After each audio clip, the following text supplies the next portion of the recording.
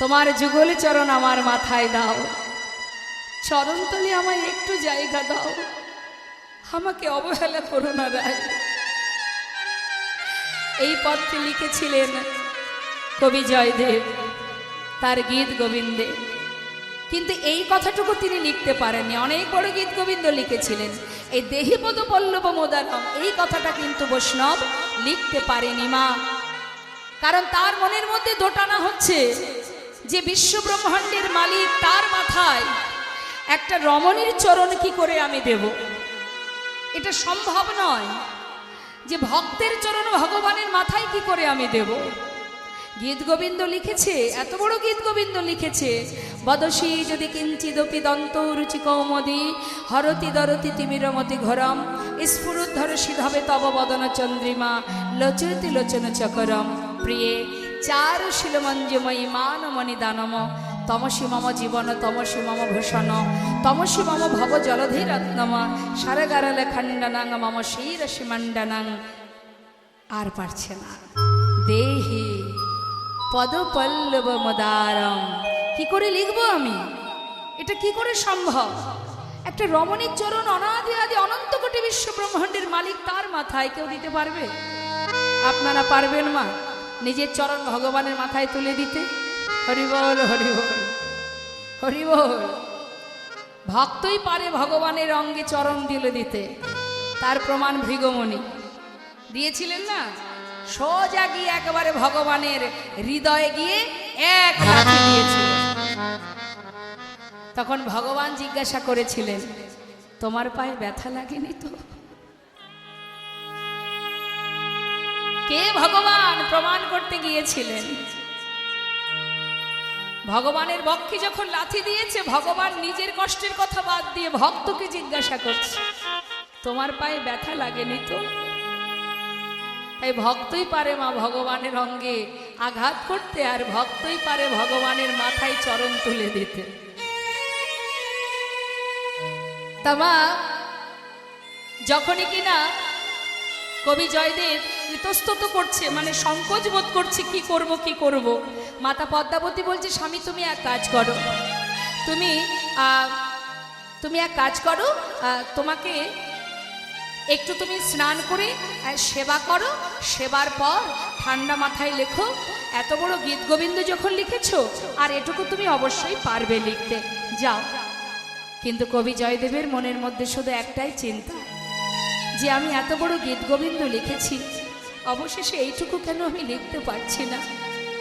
তা তিনি মস্তকে তৈল দিয়ে অজয় নদীতে স্নান করতে যাচ্ছে। যাবার পথে শুধু বারবার প্রভুকে স্মরণ করছে, হে গোবিন্দ, হে দয়াময়, আমার কি মনোবাঞ্ছা পূর্ণ হবে না? তুমি কৃপা করো প্রভু, আমাকে কৃপা করো, আমি যেন এই গীত গোবিন্দ পূর্ণ করতে পারি। বলতে বলতে যাচ্ছে মা, ভক্তের ডাকে ভগবান সাড়া দিলেন। নিজে কবি জয়দেবের রূপ ধারণ করে গুটি গুটি পায়ে এসে ঘরের সামনে দাঁড়িয়েছে, দরজার কাছে ডাকছে, পদ্মা পদ্মা। পদ্মাবতী বলছে, কি স্বামী স্নান করলে না? না, আসলে কি জানো, পথে যেতে যেতে না ওই শ্লোকটুকু মনে পড়ে গেল, ভাবলাম স্নান করে ফেরার পথে যদি ভুল হয়ে যায়, যদি ভুলে যাই, তাই চলে এলাম। যদি ঘরে জল থাকে আমাকে একটু স্নানটা করিয়ে দাও। নিশ্চয়ই, এসো স্বামী, ভিতরে অজয় নদীর জল আছে, আমি স্নান করিয়ে দেব। পদ্মাবতী নিজে হাতে ভগবানকে স্নান করালেন স্বামী রূপে। নিতাই গৌর স্নান হলো মা। এবার ভগবান বসে আছেন স্বামীর বেশে, আর পাত্রে পারস সাজিয়ে চলেছে রাধা মাধবের সেবা দেবে বলে। এমন সময় ভগবান ছদ্মবেশে জিজ্ঞাসা করছে, পদ্মা কোথায় যাচ্ছ? কেন স্বামী? মন্দিরে ভোগ নিবেদন করে আসি, তোমাকে প্রসাদ দেব, তুমি বাকি শ্লোকটা পূর্ণ করবে, একটু অপেক্ষা করো। ভগবান ছদ্মবেশে বললেন, দেখো পদ্মা, আমি কিন্তু শ্লোকটা ভুলে যাব, তুমি এক কাজ করো, আগে আমাকে দাও, তারপরে মন্দিরে যাবে, আগে আমাকে খেতে দাও, আমার খুব খিদে পেয়েছে। ছি ছি, এমন অলক্ষণে কথা কেন বলছো? তুমি তো জানো মন্দিরে ভোগ নিবেদন করব, প্রসাদ তৈরি হবে তবে তো তুমি খাবে। দাঁড়াও, একটু অপেক্ষা করো। পদ্মা, কেন তুমি বুঝতে চাইছো না বলো তো? আমি তো তোমাকে বারবার বলছি, আমি শ্লোকটা ভুলে যাব, তুমি আগে আমাকে খেতে দাও, তারপরে তুমি মন্দিরে নিবেদন করবে ভোগ। দাও তাড়াতাড়ি আমাকে খেতে দাও। স্বামী, ছি ছি ছি, অমঙ্গল হবে, অমঙ্গল হবে স্বামী, একটুখানি অপেক্ষা করো, আমি যাব আর আসবো। পদ্মা, বারবার আমি কেন তোমায় বোঝাতে পারছি না বলো তো? কেন তুমি বুঝতে চাইছো না? আচ্ছা পদ্মা, একটা দিন কি তুমি ভাবতে পারো না যে মন্দিরের গোপীনাথ আমি স্বয়ং এসেছি? পদ্মাবতী ভাবছি কি আজ কি হলো স্বামীর? কেন এমন ভুলভাল কথা বলছে? ঠিক আছে, মন্দিরে ভোগ নিবেদন হলো না, ভোগের থালায় তুলসী দিয়ে স্বামী রূপে ভগবানের সামনে দিলেন। ভগবান সেবা করলেন। সেবা করে আসন ছেড়ে যখন যাচ্ছে, হঠাৎ পিছন দিকে তাকিয়ে দেখছে পদ্মাবতী আসছে। পদ্মা, কোথায় যাচ্ছ তুমি? কেন স্বামী, প্রতিদিন তোমার চরণ সেবা করি, আজও চরণ সেবা করতে যাচ্ছি। না, আজ আর চরণ সেবা করতে হবে না, গীত গোবিন্দটা আমার হাতে দিয়ে যাও, দিয়ে তুমি সেবায় বসো। ঠিক আছে। এবার গীত গোবিন্দ ভগবানের হাতে তুলে দিয়ে পদ্মাবতী নিজের স্বামীর আসনটা তুলে রেখে এবার নিজের আসন পেতে সবেমাত্র বসেছে সেবায়। আর ভগবান গীত গোবিন্দ খুলছেন, দেখছে লেখা আছে কত সুন্দরভাবে। সেই লেখা দর্শন করে প্রভু কাঁদছে আর বলছে, ভক্ত, এত সুন্দর গীত গোবিন্দ লিখেছ তুমি, আর এটুকু তুমি লিখতে পারলে না যে আমি এ জনমে নয়, জনম জনম ভক্তের চরণের দাস? এটুকু তুমি লিখতে পারলে না? আমি লিখে যাই। ভগবান নিজে হাতে লিখে অন্তর্ধান হলেন। যেই না লিখে চলে গেছে, এদিকে মন্দিরে ভগবান চলে যাবার পর প্রকৃত যে জয়দেব, সে স্নান করে ঘরে ফিরেছে। দ্বারে দাঁড়িয়ে জিজ্ঞাসা করছে, পদ্মা, বলি দরজাটা খোলো তো, পদ্মা দরজা খোলো। পদ্মাবতী সবে সেবায় বসেছে বাবা, মুখে অন্ন তুলতে যাবে, এমন সময় ডাক শুনে বলছে, কে তুমি? আমি গো, আমি তোমার হতভাগ্য স্বামী জয়দেব, দ্বার খোলো। না, আমি তোমায় চিনি না। তুমি কে? তুমি চলে যাও, তুমি চলে যাও, আমি তোমায় চিনি না। কি পদ্মা এমন কথা কেন বলছে? কি হলো পদ্মা? জোরপূর্বক যেই না দরজাটা খুলেছে কবি জয়দেব, দেখছি পদ্মাবতী সেবা করছে। কবি জয়দেব বললেন, ছি ছি পদ্মা, এবার আমি বুঝেছি কেন আমি গীত গোবিন্দ পূর্ণ করতে পারছি না। ছি পদ্মা, এখনো মন্দিরে সেবা হলো না, এখনো আমি সেবা করিনি, তার আগে তুমি সেবা করছো পদ্মা।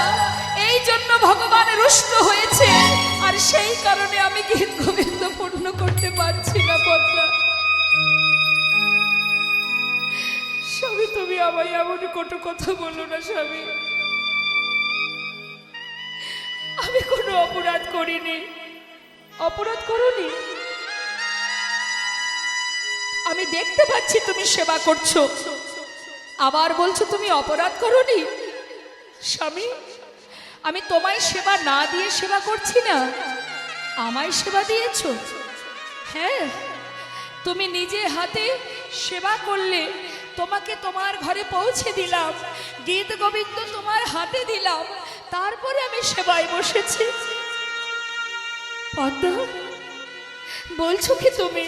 হ্যাঁ স্বামী, তুমি ফিরে এসে বললে, পদ্মা, ঘরে জল থাকলে স্নান করিয়ে দাও, বাকি শ্লোক আমায় পূর্ণ করতে হবে। নিজে হাতে তোমায় স্নান করালাম, তোমায় সেবাও দিলাম, তারপরে তুমি চলে গেলে গীত গোবিন্দ পূর্ণ করতে, আর আমি সবে সেবায় বসলাম। পদ্মা, আমি গীত গোবিন্দ পূর্ণ করেছি বলছো কি তুমি? হ্যাঁ স্বামী, ছুটতে ছুটতে মন্দিরে প্রবেশ করে সেই গীত গোবিন্দ হাতে তুলে দেখছে লেখা আছে, দেহি পদ পল্লব মোদার, দেহি পদ পল্লব মোদার, দেহি পদ পল্লব মোদার,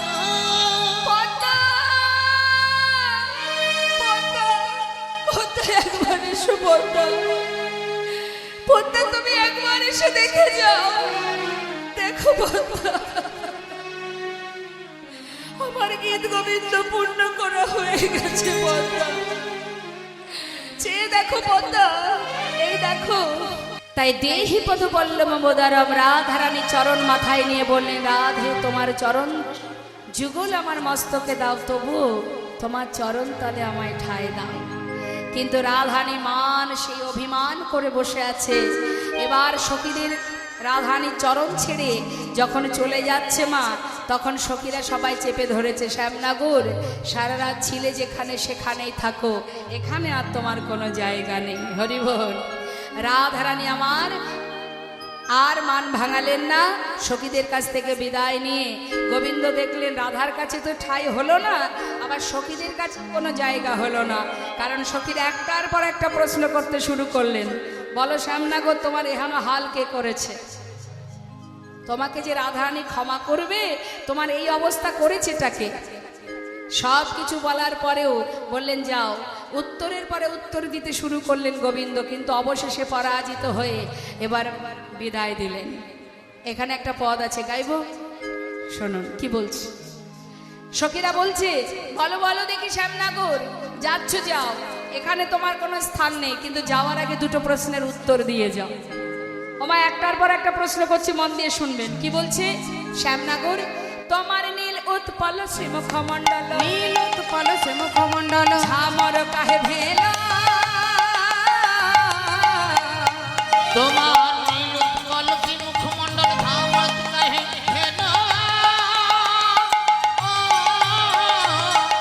নীল উৎপল, উৎপল মানে, উৎপল মানে কি? এদিকে অনেক পাওয়া যায় না, না কি? উৎপল মানে পদ্ম ফুল। হ্যাঁ, বলছে তোমার মুখটা পদ্ম ফুলের মতো, নীল উৎপল মানে নীল পদ্মের মতো তোমার বদনটা, সে বদনটা ঝামরের মতো হলো কি করে? উত্তর দাও। হ্যাঁ, কি করে হলো? তখন গোবিন্দ তো কম চতুর নয় মা, সে কি সহজে হারার বান্দা? বলে উঠলেন, শোনো, এই মানে হয়েছে কি জানো, আমার এই মুখের এই অবস্থা, মদনা জরে তনুতা তল যা করে নিশি গেল, মদনা জরে তনুতা তল যা করে নিশি গেল, জেগে জেগে নিশি গেল, জেগে জেগে নিশি গেল, জেগে জেগে নিশি গেল, জেগে জেগে নিশি গেল। আরে জ্বর হয়েছিল গো, জ্বর, মদন জ্বর হয়েছিল। তা জ্বর হলে কি হয়? শুকিয়ে যায় না, চোখ মুখ বসে যায়। হ্যাঁ, তাই জন্য আমার এই অবস্থা। আচ্ছা, এই যে আর একটা প্রশ্ন করি। আচ্ছা বলি কি, এই যে তোমার এই পরনে দেখতে পাচ্ছি অগ্রজ সাহেব পরিবর্তিত, বুঝলাম না। ওই গত নিশীতে আমি আর বলাই দাদা একসাথে শয়নে ছিলাম। আচ্ছা, একই শয্যায় শয়নে ছিলাম। ওই তাড়াহুড়ো করে আসতে গিয়ে ওই দাদার শাড়িটা আমি পরে বসে আছি। আচ্ছা, মানে ভুল করে দাদার বসন পরে ফেলেছো? হ্যাঁ, ওই অদল বদল হয়ে গিয়েছে। কেন বলছি যে তুমি যখন বসন পরেছিলে, তোমার কি ঘরে মানে আলো ছিল না? হ্যাঁ, আলো ছিল, দেখে পড়তে পারোনি? মানে আলো ছিল কিন্তু জ্ঞান ছিল না। জ্ঞান ছিল না, জ্ঞান ছিল না, জ্ঞান ছিল না, জ্ঞান ছিল না। আলো ছিল বটে, জ্ঞান ছিল না, আলো ছিল বটে, জ্ঞান ছিল না। জ্ঞান ছিল না কেন? কোথায় ছিলে তুমি?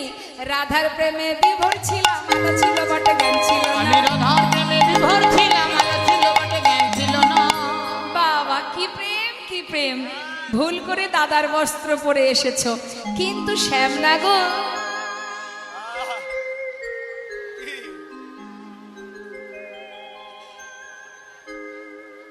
দেখে মনে হচ্ছে এটা দাদা শাড়ি না দিদির শাড়ি, দাদা শাড়ি না দিদির শাড়ি, দাদা শাড়ি না দিদির শাড়ি, দাদা শাড়ি না দিদির শাড়ি, দিদি দিদি গন্ধ বেরোয়, দাদা শাড়ি না দিদির শাড়ি, দিদি দিদি গন্ধ বেরোয়, দাদা শাড়ি না দিদির শাড়ি। যেই না রাধারানী আমার সুখ শাড়ি দ্বন্দ্ব শুনে তার মান ভেঙেছে, চরণ পানে চেয়ে দেখছে বধূ নেই, আর যেই দেখেছে বধূ নেই, রাধারানী আমার হানাত হানাত বলে চিৎকার করে উঠেছে। আর সাথে সাথে সখীরা চেপে ধরেছে, আয় রাধে চুপ, একদম কাঁদবি না। কেন? সখী, আমি না হয় মান করেছি, তোরা তো ছিলি। আমার বধূ আমার চরণ ছেড়ে চলে গেল, তোরা কি একবারও তাকে ধরে রাখতে পারলি না? সখীরা বলছে, আচ্ছা সব দোষ এখন আমাদের? আরে বাবা, তোকে যে পদে পদে ইশারা করে জানালাম, ও রাধে, সোজাসুজি বললে তো বধূ বুঝতে পারবে, তাই ইঙ্গিত করে ইশারা করে তোর বধূ যখন তোর চরণ ধরে কাঁদছিল, আমরা ইঙ্গিতে বুঝিয়েছিলাম, ও রাধে, মানে মানে পানে পানে, মানে মানে পানে পানে। ওমা, বান্ধবীরা কি করে? বান্ধবীরা কোনো বান্ধবী বিপদে পড়লে তাকে ছলে বলে, নানা ইঙ্গিত ইশারায় বলে না, আরে চরণ ধরে কাঁদছে স্বামী, আর মান করিস না, মানে মানে পানে পানে, মানে মানে পানে পানে, মানে মানে পানে পানে। যে দেখ তোর চরণ পানে, মানে মানে পানে পানে। ওই নাচে দেখি তোর চরণ পানে, মানে মানে পানে পানে। এত করে ইঙ্গিত করলাম, কিছুই বুঝতে পারলি না, ভাবলাম তুই মনে হয় শুনতে পাস না। আবার বললাম, ও রাধে, মানে মানে পানে পানে, মানে মানে পানে পানে। যে দেখে বধুর বদন পানে, মানে মানে পানে পানে। ওই নাচে দেখি মধুর বদন পানে, মানে মানে পানে পানে। একবার যদি বধুর মুখের দিকে তাকাতিস মানে মানে, তাহলে তো আজ তোর বধূ তোকে ছেড়ে যেত না। আমার কথা শুনলি না, ভাবলাম বোধহয় এবারও শুনতে পাসনি। আবার তৃতীয়বার বললাম, ও রাধে, রাধে, মানে মানে পানে পানে, মানে মানে পানে পানে। বসগা বধূর বাম পানে, মানে মানে পানে পানে। অতি বসকা বধুর বাম পানে, মানে মানে পানে পানে। আরে একটা মানুষ একজনকে কত সাজা দেয়। যখন চরণ ধরে কাঁদছে তোকে বললাম, রাধে, এই মানে মানে গিয়ে যদি একবার পা পাশে বসিস, তাহলে তোর বধূকে আর হারাতে হবে না। তখনও শুনলি না, সেই মান করে বসে রইলি। এখন চলে গেছে, বেশ হয়েছে, আমরা কিছু জানি না। বলি, শোনো রাধে, আজ আমি তোমায় বলি, তোমার মতন আলা ভোলা গোয়ালিনী জগতে তার অভাব নেই। হ্যাঁ, তাই শোনো শোনো রাধে, একটা ছোট করে তাল গাইবো মা, একটু মন দিয়ে শুনবে। কষ্ট করে তোদের দুজনকে এক করব, মানে যুগল করব, মিলন করব, আর তোরা তোরা ঝগড়া করে দুজনে পৃথক হয়ে যাবে। আর প্রতিদিন তোমাদের দুজনকে মিলন করাতে হবে, তোমাদের দুজনকে এক করাতে হবে। আমরা পারবো না, নারী না মোরা সাদিতে, অত সাধতে পারবো না। হরি বল। কেমন করে রাধারানীকে পরীক্ষা করছে মা সখীরা। বলছে, শোন শোন, মাথায় রাখবি রাধে, প্রাণবধূ তো শুধু তোর একার নয়, তাকে যে ভালোবাসে সে তার হয়ে যায়। তাহলে এই জগতে তোর শত্রু প্রচুর আছে। তাহলে তুই কুলের ঝেয়ারি, কুলের ঝেয়ারি মানে কি? তুমি তো অন্য একজনের ঘরের কুলবধূ, তার ফাঁকে তুমি তোমার বধূকে ভালোবাসো, সেখানেও যদি তুমি কলহ গন্ডগোল করো, তাহলে সে থাকবে কি করে? কুলের ঝেয়ারি তাহাতে বইয়ারি। বইয়ারি মানে, বইয়ারি মানে কি? শত্রু। তোমার অনেক শত্রু আছে, তারপরে আমি তুমি অন্য কারোর বউ, এর মধ্যে ভালোবাসা বজায় রাখা বড় কষ্ট। কুলের ঝেয়ারি তাহাতে বইয়ারি, ইথে কি পিরিতি রয় সখী কুলের ঝিয়ারি। তাহাতে বইয়ারি, ইথে কি পিরিতি রয়। উঠে আইবে শাখা রায় থাকুক, উঠে আইবে শাখা রায় থাকুক একা। কাছে থাকাই উচিত নয়, কাছে থাকাই উচিত নয়। উঠে আইবে শাখা,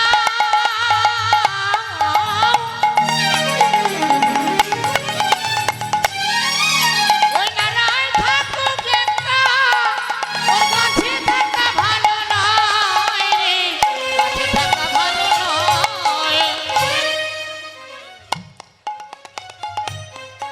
আর থাকবো না আমরা এখানে, যেখানে গোবিন্দ নেই সেখানে আমরা কেউ থাকবো না। চল বিশাখা, চলে যাই আমরা। সর্বনাশ। আচ্ছা ছবিটা লাস্টে হবে। ভক্তরা সবাই তাকিয়ে আছে আমার।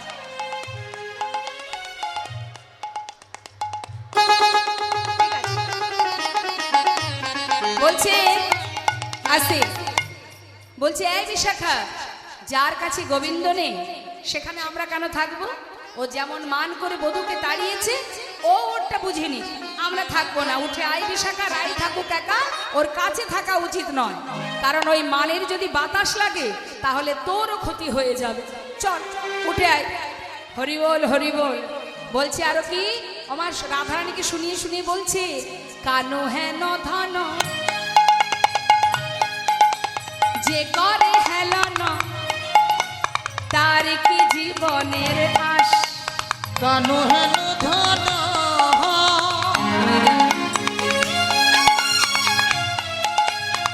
যে করে হেন না, তার কি জীবনে ওরে তার মরা ভালো, বেঁচে কি বা ভালো, তার মরা ভালো, বাঁচে কি বা ভালো।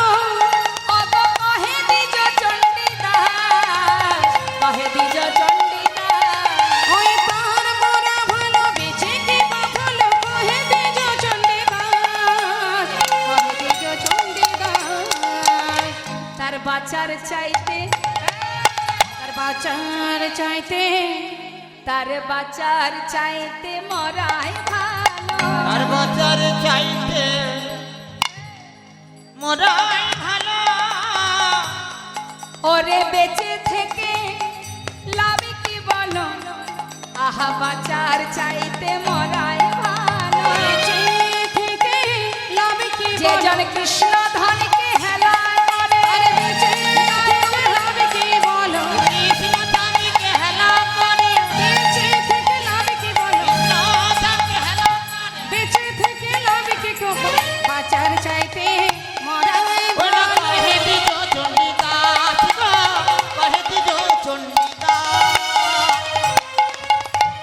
একে তো বধূ হারানোর যন্ত্রণা, তাতে আবার সখীদের একটু একটু করে যখন আঘাত দিয়ে দিয়ে বলছে, সে তো জ্বালা আরো বেড়ে গেছে। মা শ্রীমতী রাধারানী বললেন, সখীর আমি ভেবেছিলাম বধূ শুধু আমার, আজ আমি মানে করে বুঝেছি সে শুধু আমার নয়, সবহু বল্লভ কান, সে সবার।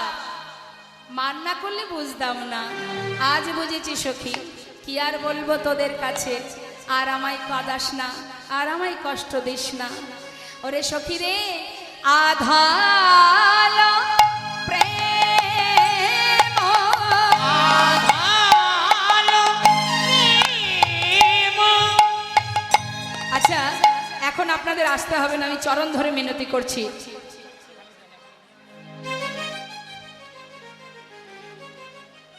লীলা চলাকালীন কেউ আসবেন না, কেমন? আধালো প্রেম, আধালো প্রেম। পহিলে নাহি হেরিনো।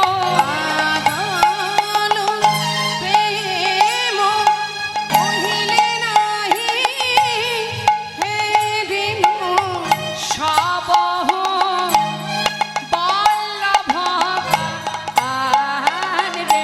আহা মরি রে সবহু, আহা মরি রে সবহু, আহা মরি রে সবহু, আহা মরি রে সবহু, আহা মরি রে সবহু, আহা মরি রে সবহু, বল্লভ কান গো। কি বলছে মা? আধ হলো প্রেম, পহিলে নাহি হেরেনু। পহিলে মানে আগে। এমন আমি কখনো ভাবিনি, বুঝিনি যে এই যে প্রেম আমার বধূর, এটা শুধু আমার নয়, সবহবল্লভ খান, সে সকলের। আমার মতো করে যে তাকে ভালোবাসে, বধূ তার হয়ে যায়। আধ হলো প্রেম, পহিলে নাহি হেরেনু, আধ হলো প্রেম, পহিলে নাহি হেরেনু, সবহু বল্লভ কান। ওই না সবহু বল্লভ কান, সবহু বল্লভ কান। কি আর বলবো তোদের কাছে। কি আর বলবো সখী রে, একটু মান অভিমান করেছিলাম, ভেবেছিলাম বধূ মনে হয় আমাকে আরো বেশি করে আদর ভালোবাসা দেবে। এখন দেখা যাচ্ছে বিষয়টা পুরো অন্য হয়ে গেল। হ্যাঁ, আদর সাধে বাদে কইন তার আদর সাধে বাদ কইল তার শানে। ওমা, আমরা বাড়ির কর্তামশাইয়ের কাছে একটু মান অভিমান করি না? করেন আপনারা? মান করেন? হ্যাঁ, কিছুতে কিছু হলেই মান। নারী জাতির সর্বস্ব ধন হলেই মান। তা মান কেন করা হয়? যাতে আমার যে পাওনাটা সেটা আমি আদায় করতে পারি, তাই না? এখন শ্রীমতী রাধারানী ভেবেছিলেন মান করলে মনে হয় বেশি করে আদর করবে বধূ, কিন্তু এখন কি হলো? অহর্নিশি জল তপনা, অহর্নিশি জল তপনা,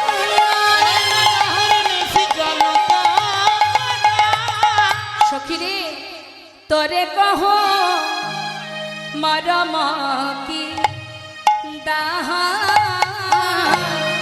তোরে কহ মরম কদা, কানুক দখ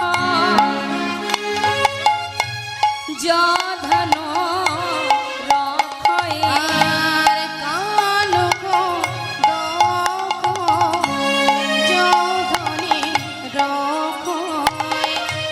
সেই তাপিনী জগ মহা,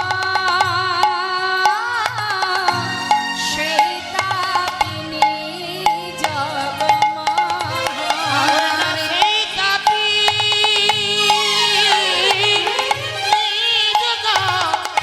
মহা,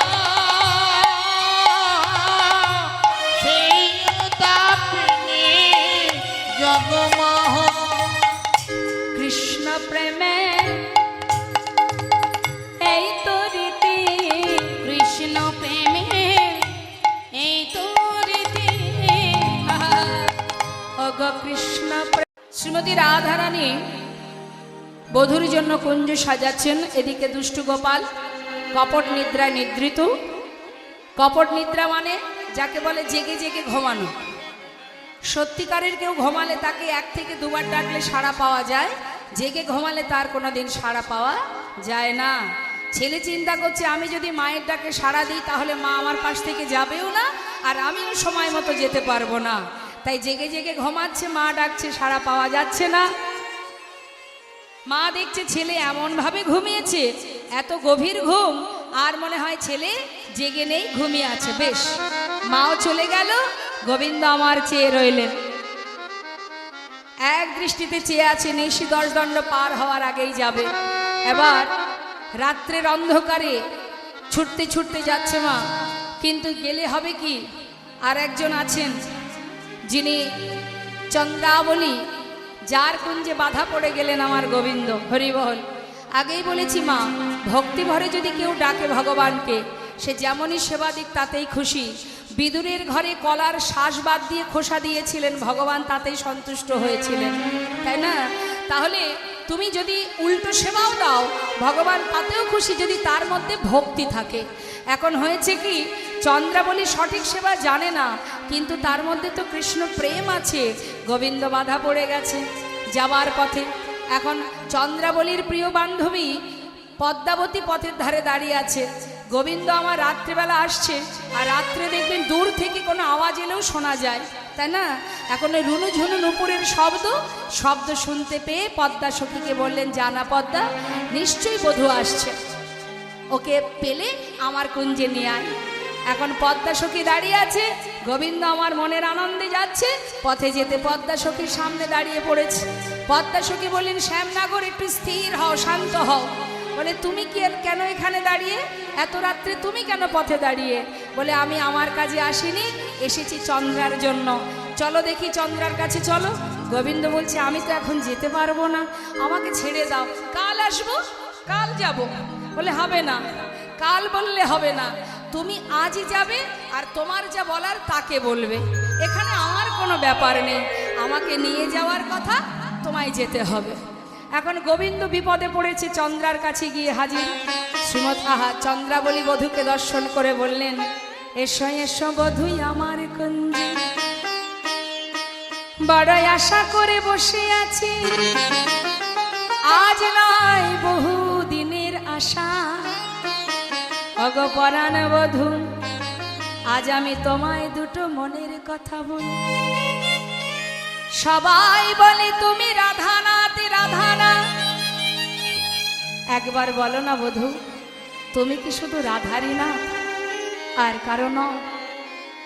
এই পথে নীতি করো গতি, নুপুরের ধ্বনি শুনি। এই পথে নীতি তুমি করো গতাগতি, নূপুরের ধ্বনি শুনি। ওই রাধা শনে বা আমাকে নৈরাশ, আমি বঞ্চি একা কিনি। ওই না রাধার শোনে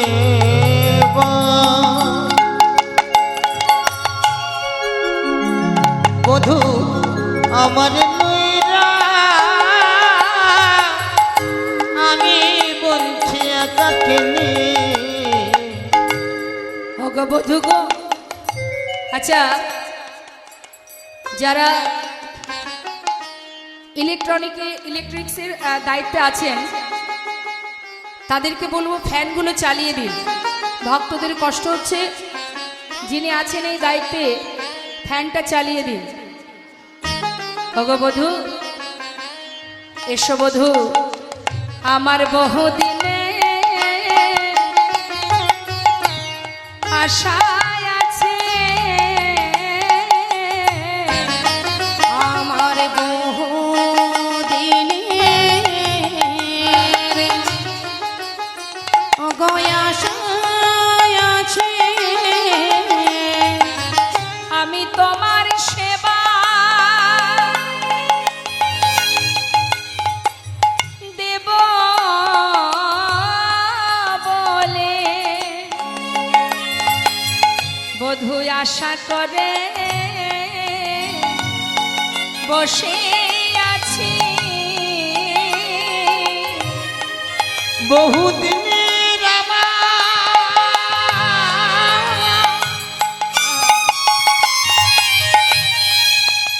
বধূ হে,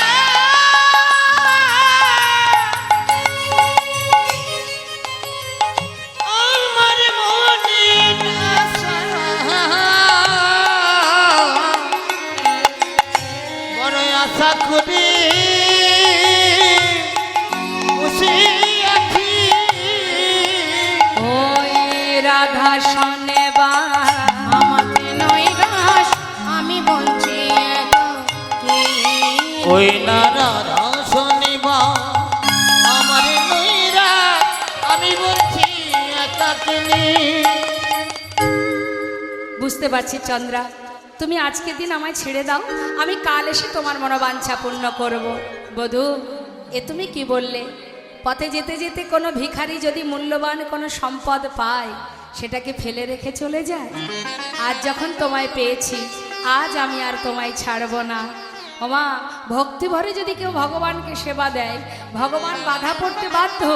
ধরা পড়ে গেছে, আজ চন্দ্রাবলী গোবিন্দের কাছে পেয়ে চোখের জলে বুক ভাসিয়ে কাঁদছে, আর ভগবান সব সহ্য করতে পারে, চোখের জল সইতে পারে না।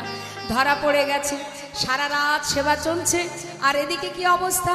শ্রীমতী রাধারানী কুঞ্জ সাজিয়ে বসে আছে। সুন্দর করে কুঞ্জ সাজিয়ে বসে বসে দেখতে দেখতে নিশি 10 দণ্ড পার হয়ে এবার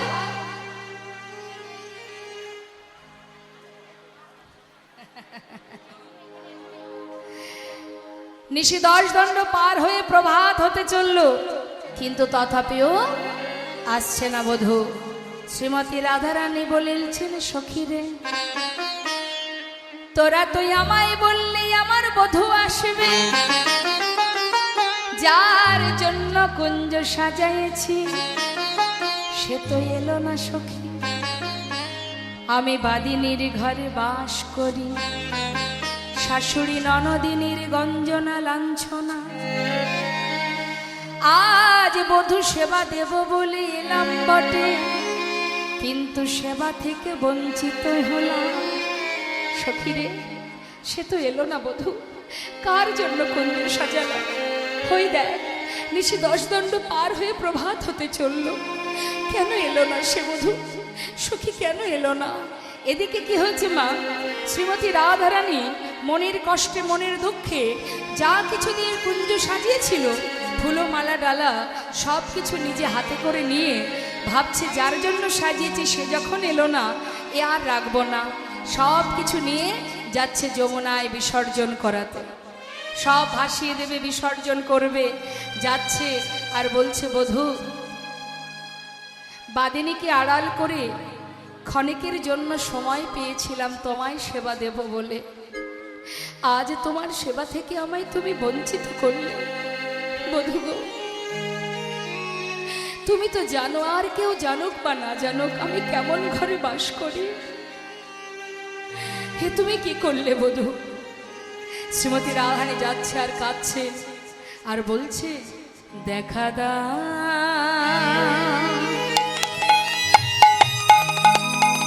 ও গো রাধে,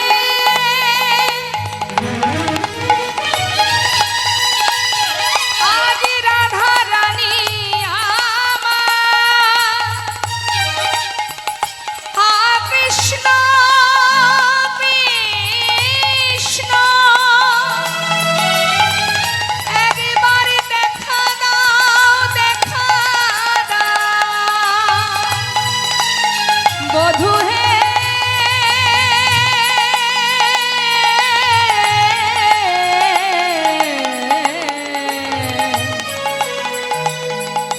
ওগো পরাণ বধূ আমার, দেখা দাও, দেখা দাও,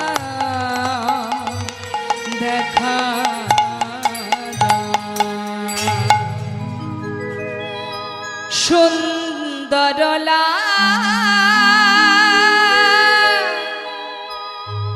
যশোদা দুলা, বৃন্দাবন বিহারী,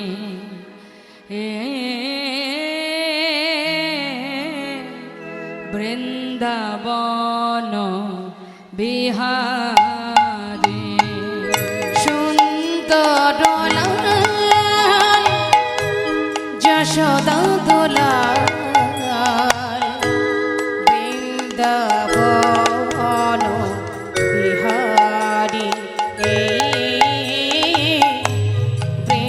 বৃন্দাবন বিহারী। ভক্ত ডাকিলে তুমি রহিতে পারো না, ওই না ভক্ত ডাকিলে তুমি রহিতে পারো না, ভক্ত ডাকিলে তুমি রহিতে পারো না, আর ভক্ত ডাকিলে রহিতে পারো না। ইহাই তব বেদে শুনি, ইহাই তব বেদে শুনি,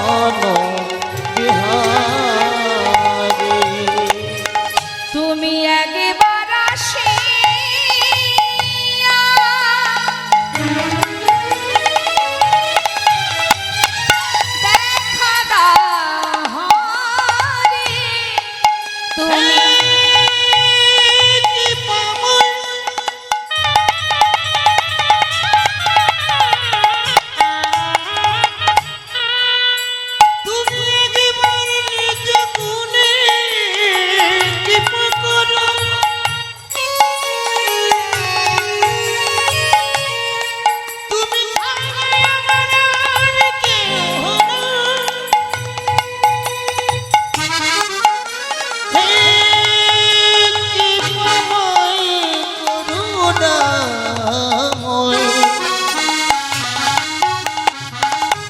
তুমি একবার নিজ গুণে কৃপা করো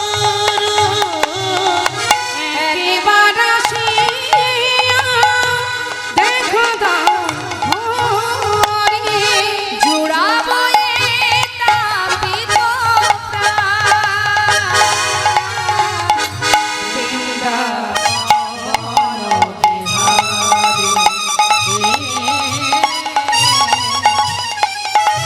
সুন্দর দশদার তোলা বৃন্দাবন বিহারি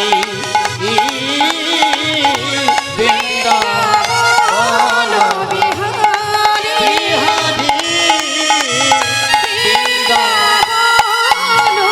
বিহারি যমুনার ঘাটে এসে সমস্ত ফুলো ডালা মালা চন্দন যেই না জলে ফেলে দিল আবার যমুনা এক ঢেউ সেটা তুলে দিল। কেন দিল মা? বললেন, নিজ রূপ ধারণ করলেন যমুনা, স্বরূপ ধারণ করে বলে উঠলেন, হে রাধে, তুমিও কৃষ্ণ প্রেয়সী, আমিও কৃষ্ণ প্রেয়সী, কিন্তু তোমার বাসনা আমার বাসনা এক নয়। তোমার বাসনা কাছে পেয়ে সেবা দেবে, আর আমার বাসনা তোমরা দুজনে যুগল হওয়ার পর যে প্রসাদী ফুলমালা চন্দন আমার বক্ষে ফেলে দেবে, আর সেটা পেয়ে আমার তাপিত হৃদয় শীতল করব। কিন্তু এ তো কৃষ্ণ প্রসাদী নয়, কৃষ্ণ প্রসাদী মালা, এ মালা আমি নেব না। তাই গৌর হরি বল। তার মানে বাবা, ভগবান যেটা গ্রহণ করেন না, ভক্ত সেটা গ্রহণ করেন না। আজ সেই মালাডালা তীরে তুলে দিয়ে এবার রাধারানী কি করবেন?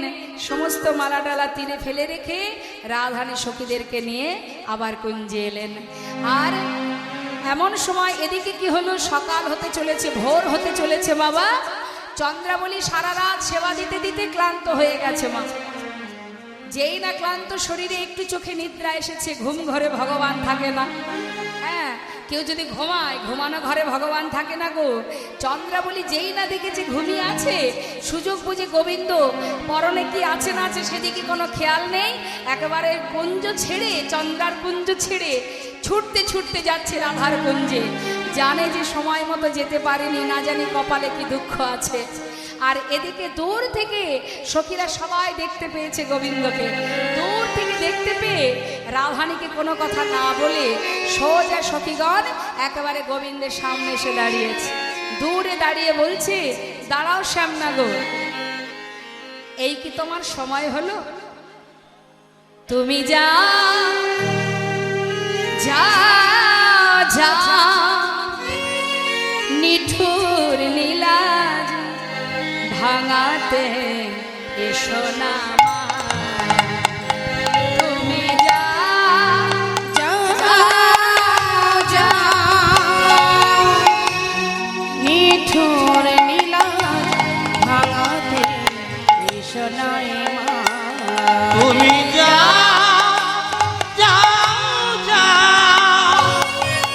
নিঠুর লীলার ভাঙাতে শোনা। ভোর হতে বুঝি মনেতে পড়েছে, ভোর হতে বুঝি মনেতে পড়েছে, ভোর হতে বুঝি মনেতে পড়েছে, ভোর হতে বুঝি মনেতে পড়েছে, তাই কি কেঁদেছে প্রাণ। তুমি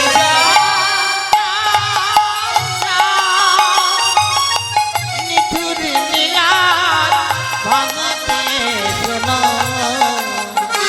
তুমি নিঠুর লীলা ভাঙাতে শোনা। তুমি এমন নীলাজ বলে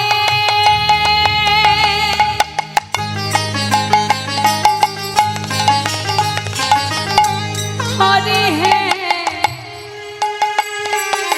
হরি হে হরি হে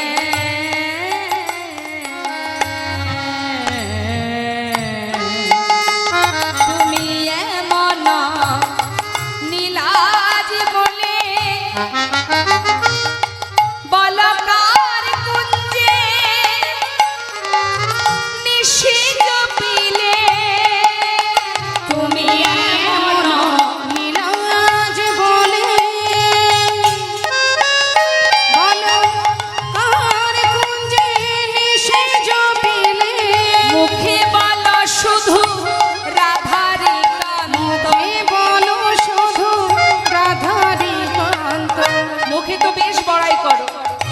রাধার নাথ, রাধার নাথ।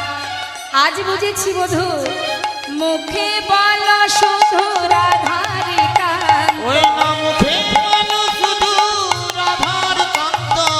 এই তো তোমারি কান। তুই যাও যাও যাও নিঠুর নীলা ভাঙাতে সোনা তুমি যাও যাও যাও নিঠুর নীলার ভাঙাতে সোনা তুমি যাও। গোবিন্দ বুঝতে পেরেছে সময় মতো আসতে পারেনি, সাজা আমার ভালো মতোই হবে। সে কি করেছে, গুটি গুটি পায়ে রাধার মন্দিরে এসে পৌঁছালেন কুঞ্জে। এবার যেই না কুঞ্জে এসেছে, রাধারানী দূর থেকে একটু হালকা করে দেখেছে যে পরনে নীল শাড়ি পরা। তা নীল শাড়ি কে পরে বলাই দাদা? তা ভেবেছে দাদা আসছে, একেবারে বড় করে ঘোমটাটা দিয়েছে। ঘোমটা টেনে রাধারানী ঘোমটা টেনে জিজ্ঞাসা করছে, সখীদের বলছে, আয় সখী বসতে দে। আসন পেতে বসতে দিয়েছে বাবা। আর যেই না বসতে দিয়েছে, ভেবেছে মনে হয় যাক সময় মতো আসতে পারেনি, ভেবেছিলাম না জানি কপালে কি দুঃখ আছে, যাক আসন পেতে বসতে দিয়েছে মানে কিছু বলবে না। আর রাধারানী ঘোমটা টেনে জিজ্ঞাসা করছে, বধূ আহা দাদা, মা রোহিণী মা কেমন আছে? মা ভালো আছে, মায়ের কুশল বলুন দাদা। গোবিন্দ বলছে, সর্বনাশ, তাই তো বলি আসন পেতে বসতে দিল কেন? হ্যাঁ, আমায় চিনতে পারিনি? বলি, ও রাধে, আমি বলরাম নই, বলরাম নই, রাম অনুজ, রামের ছোট ভাই। যেই না বলেছে মা, রাধারানী ঘোমটা টেনেছিলেন, ঘোমটা খুলে বধুর আপদ মস্তক একবার দর্শন করলেন। যেই না দর্শন করলেন, ওরাই বিনোদিনী মানে হইল মা, ওরাই বিনোদিনী মানে হইল মানে, বিনোদিনী মানে হইল মা। বিনোদিনী মানে হইল মা। তা দেখিয়া কুল নাগর কান, তা দেখিয়া কুলো নাগর কান। পড়িল রাধার চরণ তলে, পড়িল রাধার চরণ তলে, ভাসাল ধরণী নয়নের জল, ভাসালো ধরণী নয়নের জলে।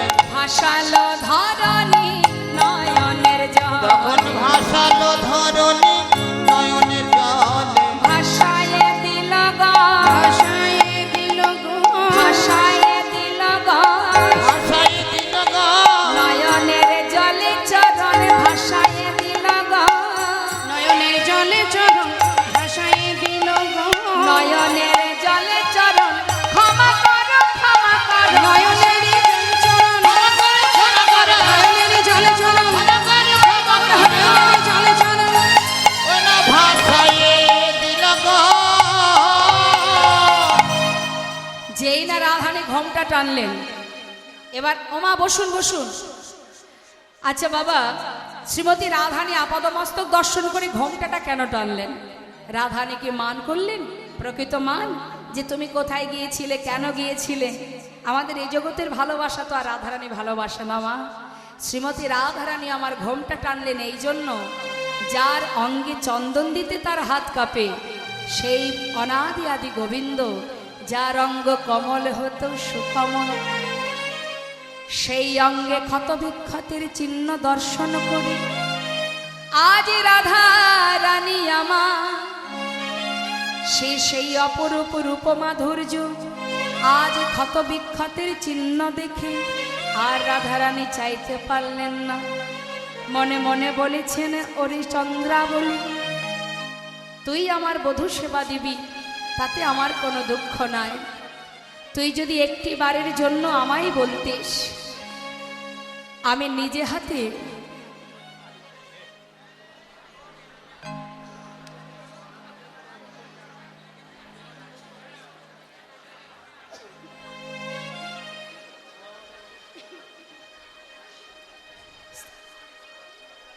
আমি জানি শ্রীমতী রাধারানী মান করলেন কেন। তার মান এটাই, যে অঙ্গে চন্দন দিতে আমার হাতখানি কাঁপে, সে যখন চন্দ্রাবলীর কুঞ্জেই গেল, আমাকে কেন বলল না? আমার বধূ যদি একবার আমায় বলতো, আমি তার আগেই চন্দ্রাবলীর কাছে গিয়ে তার হাতে ধরে পায়ে ধরে কেমন করে বধূর সেবা দিতে হয় আমি শিখিয়ে দিতাম। সারা অঙ্গে ক্ষত বিক্ষতির চিহ্ন, এ যে আমি দেখতে পাচ্ছি না। বধূ তুমি কেন একবার বললে না আমায়? আমি নিজে হাতে তোমাকে তার কুঞ্জে পৌঁছে দিতাম। শ্রীমতী সেই অঙ্গের ক্ষত বিক্ষতের চিহ্ন দেখে সইতে না পেরে ঘোমটা টেনেছে, আর গোবিন্দ চিন্তা করছে আমি চন্দ্রার কুঞ্জে গিয়েছি বলে রাধারানী মান করেছে। চরণ ধরে কাঁদতে শুরু করেছে, ক্ষমা করো রাধে, ক্ষমা করো। আর শ্রীমতী রাধারানী ওই মুখ আর দেখতে পাচ্ছে না, ওই অঙ্গখানি আর দেখতে পাচ্ছে না। আর গোবিন্দ দেখছে কি করে আমি এখন রাধার মান ভাঙাবো। চরণটা জড়িয়ে ধরে কাঁদছে, রাধে তুমি ছাড়া আমার আর কেউ নাই, ক্ষমা করো ও গো রাধে।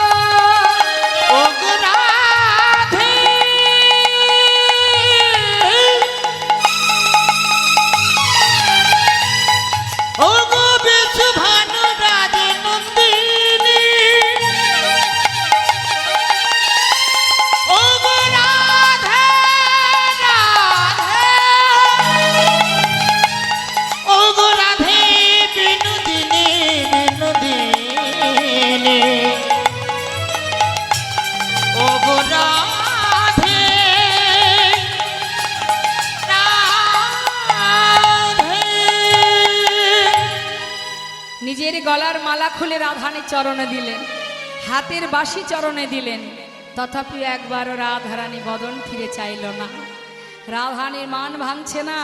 গোবিন্দ চরণ দুটো জড়িয়ে ধরে বলছে, রাধে আমার মস্তকের চূড়া তোমার চরণে দিলাম, এবার তুমি ক্ষমা করো, কারণ তুমি ছাড়া আমার আর কোনো জায়গা নেই। হরি বল। কিন্তু তথাপিও রাধারানী মান ভাঙছে না। আর দেরি না করে গোবিন্দ আমার রাধারানীর যুগল চরণ হাতে নিয়ে নিজের মস্তকে তুলে দিলেন। দেহি পদ পল্লব মোদার, দেহি পদ পল্লব মোদার, দেহি পদ পল্লব মোদার, দেহি পদ পল্লব মোদার।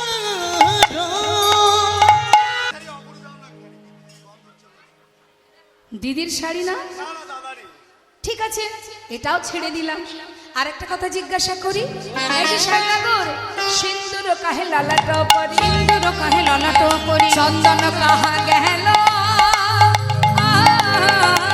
ওই সিন্দুর কাহে ললাট পরি, চন্দন কাহা গেল। যার কপালে চন্দন থাকে তার কপালে সিঁদুর এলো কোথা থেকে? সিঁদুরের কথা বলছো? শোনো, হ্যাঁ, এই গতকালকে আমি আর দাদা আর মা তিনজনে একসঙ্গে মিলে ওই ভবানী মায়ের পূজা করতে গিয়েছিলাম। তো মায়ের পূজা করতে গেলে তো সিঁদুরের টিপ নিতেই হবে। ওই মায়ের সিঁদুরের টিপ তো কপালে লেগে আছে। সেও তো আর কম যায় না মা। বলছি দাদার সঙ্গে পরিবারের সঙ্গে ওই গৌরী মায়ের পূজা করতে গিয়েছিলাম। তা মায়ের পূজা করতে গেলে সিঁদুর পরতে হয় না, সেই জন্য সিঁদুর পরেছি। হ্যাঁ, গিরি গোবর্ধন গৌরী সেবিতে সিন্দুর ভালে নিল, গিরি গোবর্ধন গৌরী সেবিতে সিন্দুর ভালে নিল। আচ্ছা ঠিক আছে, এটাও মেনে নিলাম। শ্যামনাগর, এবার বলো দেখি, অঞ্জন কাহে গণ্ডস্থলে, অঞ্জন কাহে গন্ধস্থলে, অঞ্জন কাহে গণ্ডস্থলে, অঞ্জন কাহে গন্ধস্থলে, হৃৎখঞ্জন অধরে, অঞ্জন কাহে গন্ধস্থলে, হৃৎকন্ধর অধরে। আমার চোখের কাজলে মুখে আসে, কেউ পরে মুখে পড়ে।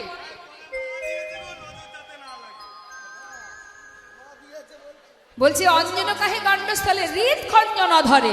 হৃদ মানে হৃদয়, বক্ষ, অধর মানে বদন। মনে হচ্ছে কেউ তোমার বদন দিয়ে, কারোর বদন দিয়ে তোমার বক্ষ মাঝে কামড়িয়েছে। বলছে কি জানো তো, মানে কিসে? হ্যাঁ, আমার বাছুরি হারিয়ে গিয়েছিল, ওই খুঁজতে খুঁজতে খুঁজতে খুঁজতে কাঁটা গাছ ছিল, বুঝতে পারিনি, ওই কাঁটা ঝাড়ের উপরে পড়েছে। ওই কাঁটার আঁচল লেগেছে, দাঁতের দাগ নয়। নখ নির্গত ক্ষতবক্ষসী দেও লোকন নারী। বললেন যে তোমার অঙ্গে নখের আঁচড় কে দিয়েছে? বলছে কণ্ঠকে তনু ক্ষতবক্ষত তাহে ডরাইতে গরি। মানে গরু খুঁজতে গিয়ে কাটা বনের মধ্যে ঢুকে গিয়ে সারা গায়ে আমার, এগুলো কাটার দাগ, নখের দাগ নয়। আচ্ছা, আর হৃদয় মাঝে যে কামড়িয়েছে, যেগুলো মনে হচ্ছে কেউ কামড়িয়েছে, এর উত্তর কি? বলছে উত্তরের প্রতি উত্তর দিতে পরাজয় শশী শেখরে।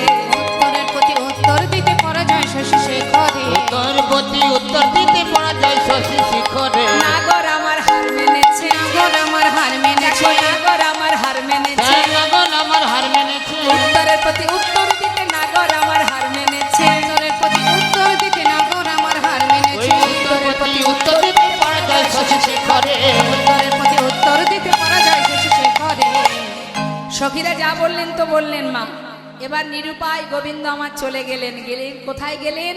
যমুনার কূলে বালু রাশির উপরে রাধা নাম অঙ্কিত করে বসে বসে কাঁদছে। এখন গোবিন্দ আমার বালু রাশিতে রাধা নাম অঙ্কিত করে কাঁদছে, আর রাধারানী মান করে কুঞ্জে বসে আছে। এই দুজনের কাণ্ড দেখে সুখ সারি দুইজনে ঝগড়া বেঁধে গেছে। এতদিন সারি সুখকে রাধানী হয়ে অনেক দুঃখ প্রকাশ করত। আজ সুযোগ পেয়ে সুখ সে শাড়িকে আর ছাড়ছে না, যা খুশি তাই বলছে।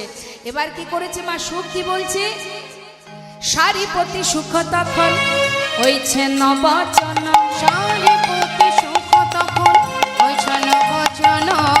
এই রাধার গুণ শাড়ি তুমি করো কীর্তন।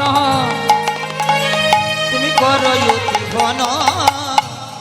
এই যে এই রাধার গুণ শাড়ি, তুমি এই রাধার গুণ কীর্তন করো। হ্যাঁ, যার যে নারী তার একটু দীনতা নেই। আরে পতির প্রতি, স্বামীর প্রতি একটু ভালোবাসা থাকতে হবে না? নারীর মন কঠিন পাষাণ। যা খুশি তাই সুখ বলছে মা। জগত জীবন কৃষ্ণ চরণ ধরিয়া। কি বলছে? জগত জীবন কৃষ্ণ চরণ ধরিয়া। ফিরিয়া না চাহলে কি কোন সহিয়া।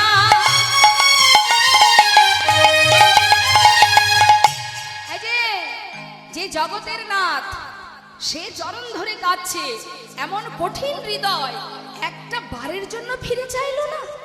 হ্যাঁ, ছি ছি ছি ছি। শোনো, এই যে ও সারি, আজ থেকে আর রাধার গুণকীর্তন করবে না। দুজনের মধ্যে দ্বন্দ্ব যখন হচ্ছে মা, এবার রাধারানী কিন্তু এই সুখ সারির দ্বন্দ্ব শুনেছে। সুখ মুখে শুনি ধ্বনি হইছে নবচন।